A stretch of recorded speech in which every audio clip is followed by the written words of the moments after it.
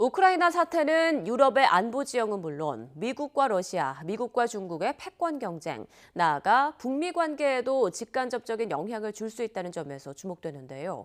이처럼 일촉즉발의 상황으로 치달은 배경은 무엇인지 이교준 기자가 분석했습니다. 지난해 10월 말부터 러시아 대규모 병력이 우크라이나 국경 지역에 집결하면서 긴장이 고조됐습니다. 러시아의 군사 위협에 미국 등 서방은 전방위 제재를 경고하고 나섰습니다. But if they actually do what they're capable of doing with the force amassed on the border, it is going to be a disaster for Russia if they further invade Ukraine, and that our allies and partners are ready to impose severe cost. 이에 러시아는 군사력 압박 수위를 높이면서 안전보장 조약 체계를 통한 나토의 동진 중단과 군사훈련 중지 등을 강하게 요구하고 있습니다. 우크라이나 젤렌스키 정부가 러시아에 있던 경고에도 나토와 군사적 협력을 강화하는 등 나토 가입에 속도를 내고 있기 때문입니다.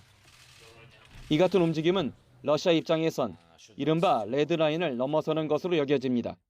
지금 이 시기에 러시아가 강력한 대응을 하지 않으면 시간이 지날수록 치러야 할 비용은 더 커진다라고 하는 계산이 러시아 지도부 쪽에 있는 것 아니냐. 나토는 푸틴 집권 이후에도 발트해 3국, 불가리아 등 동쪽으로 꾸준히 세력을 확장해 러시아의 턱 밑까지 바짝 다가서고 있습니다. 지정학종 완충 지역까지 넘어갈 경우 군사적 위협뿐만 아니라 체제 위협까지 우려돼 러시아는 공세적 맞대응 전략을 펼쳐왔습니다. 지난 2014년 크림반도 병합과 우크라이나 동부 돈바스 지역 반군 지원 등이 그 대표적 예입니다. 여기엔 동유럽에 대한 미국의 영향력을 차단하면서 옛 소련의 영향력을 회복하려는 푸틴 대통령의 정치적 야심도 깔려 있습니다. 우크라이나의 나토 가입을 저지하기 위해 군사력을 동원한 것도 그 연장선 상에 있습니다.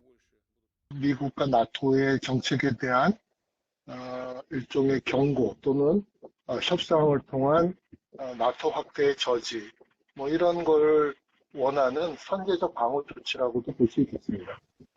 미국이 미중 패권 경쟁에 쏠려 있고 독일 등 나토 회원국들이 러시아 천연가스에 대한 의존도가 높은 점 등도 전략적 도발에 나선 배경이 되고 있습니다. 푸틴 대통령은 패권 쟁탈을 위해 과감한 도박에 나섰지만 바이든 행정부는 러시아와 정면 충돌할 수도 나토의 개방 정책을 처리할 수도 없는 정책적 딜레마에 빠져 있습니다. YTN 이교준입니다.